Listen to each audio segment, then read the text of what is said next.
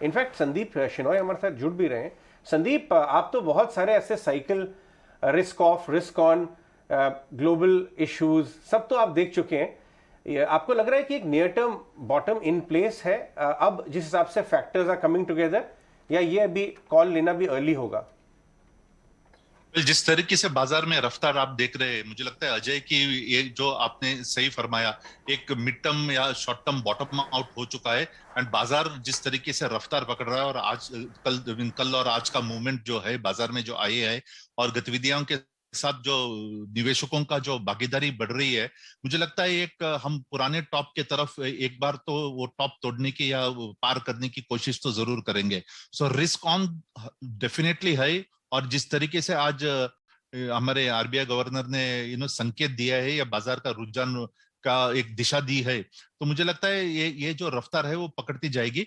Weather will cross the previous top और not right now, it's very difficult to say, but लग तो ऐसा रहा है कि जो निवेशकों का जो भागीदारी हो रही है वो बढ़ती जाएगी और बाजार थमेगा नहीं, एटलीस्ट आने वाले 1-2 हफ्तों तक।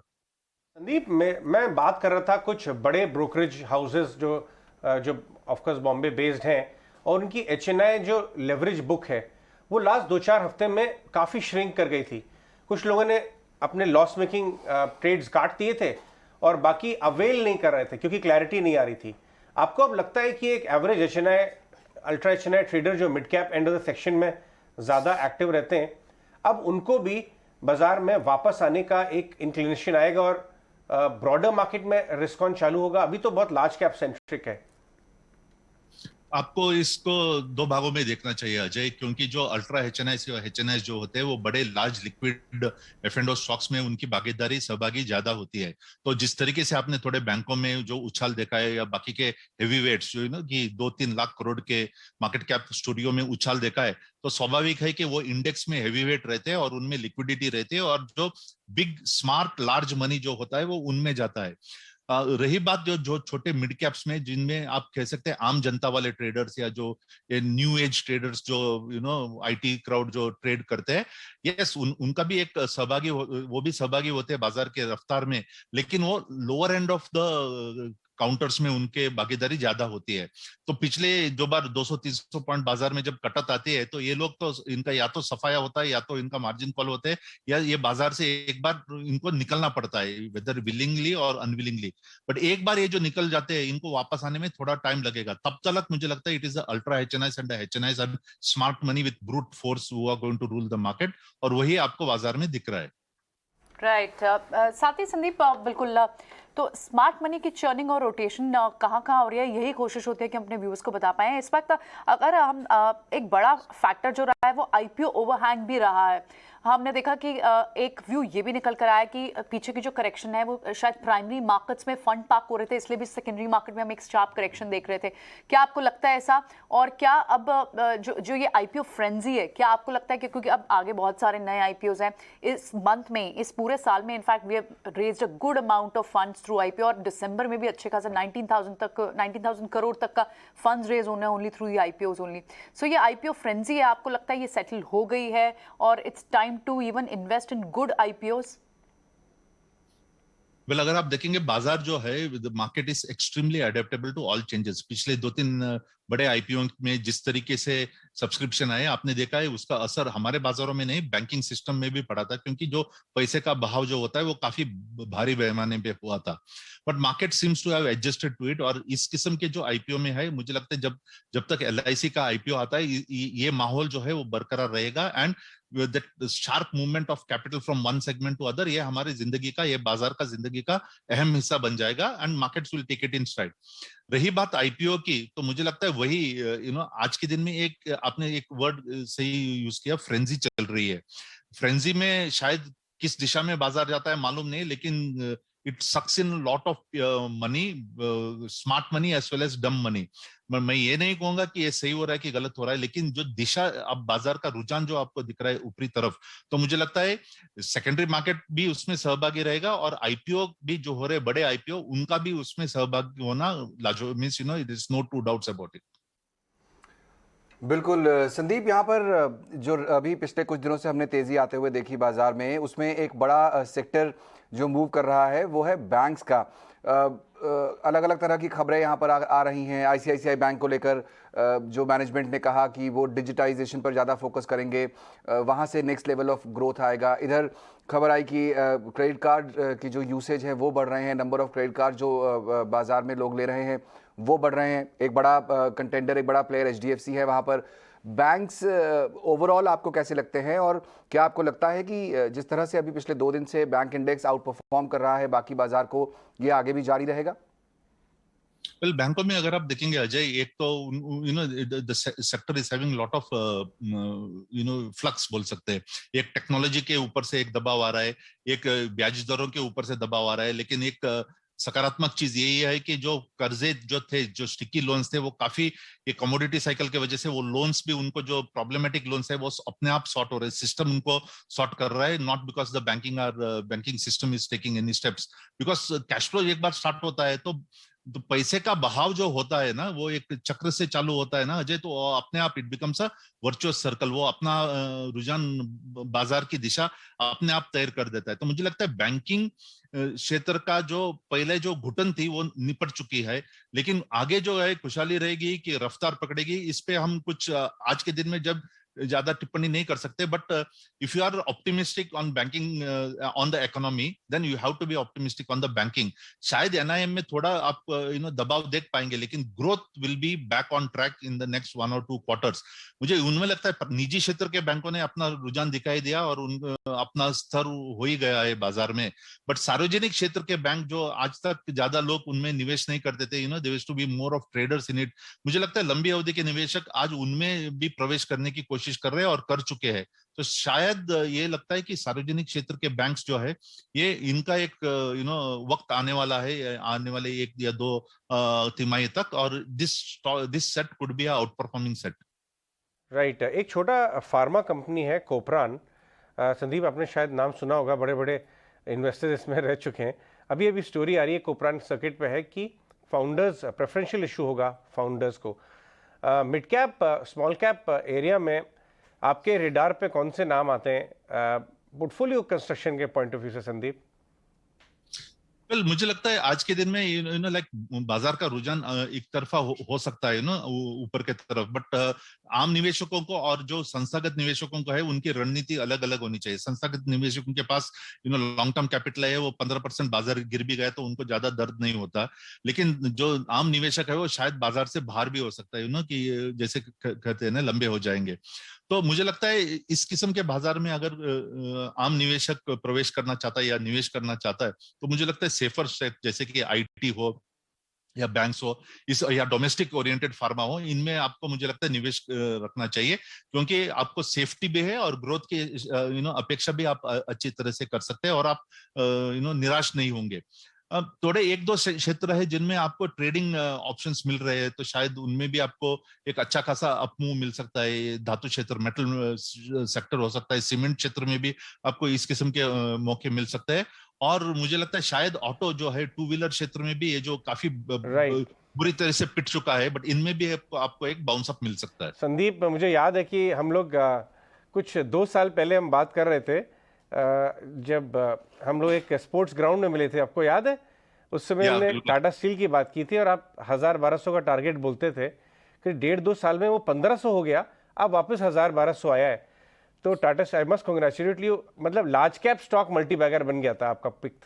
इस समय आपका क्या व्यू आ रहा है? इवन JSPL 450 वाला 325 हो गया, बाकी मेटल स्टॉक्स में भी काउंटर करेक्शन आया है। मेटल में किस तरह का फ्लेवर आपको पसंद है? मुझे लगता है जो आप इंटीग्रेटेड प्लेयर्स में दाव लगाएंगे अजय, तो मुझे लगता है जिस तरीके से उनका कैश फ्लो आ रहा है, और ये माहौल में अगर आप देखेंगे पिछले कई साइकिलों में अगर आप देखेंगे, तो जब अनाप शनाप पैसा आना चाहता होता है ना, बोलते हैं ना कि समझ के बाहर पैसा आना चालू होता है, तो सब लोग एक वैसे समझ के बाहर एक कैपेक्स करते थे और अटक जाते थे। ये टाइम हमने यही देखा है कि जो बड़े पैमाने पे पैसा आ चुका है it's in multiple thousands of crore, अपेक्षा से बाहर आ रहा है, लेकिन कोई भी एक अंधाधुंध या इररिस्पॉन्सिबल कैपेक्स नहीं कर रहा है। तो मुझे यही लग रहा है कि ये क्षेत्र के जो मैनेजमेंट है तो काफी सुधर चुके हैं, and they are taking it more on what a cautionary note. तो मुझे लगता है ये अभी ये जो यूफोरिया इन द सेक्टर ठंडा भी हो गया तो ये कंपनियों में आप ज्यादा घटत नहीं देख पाएंगे, क्योंकि इनका बुक वैल्यू बढ़ता जाएगा, लीवरेज कम होता जाएगा, and market always rewards cautious company with reducing leverage, and यही जोन में आज के दिन में सब धातु क्षेत्र की कंपनियां हैं। राइट संदीप, पीछे हमने जब इस करेक्शन में हमने देखा कि कहीं ना कहीं एक वैल्यूएशन एडजस्टमेंट चल रहा था। पेटीएम के लिस्टिंग के बाद हमने देखा वैल्यूएशन एडजस्टमेंट आपको कई सारी फिनटेक कंपनियों में, प्लेटफॉर्म ट्रेडिंग कंपनियों में देखने को मिला। लेकिन अब जब ये या तो एक वैल्यूएशन एडजस्टमेंट हो गई है, ये कहना ठीक रहेगा, या फिर आप देखेंगे कि ऐसे सारे स्टॉक्स फिर से बाउंस बैक करने लगे हैं।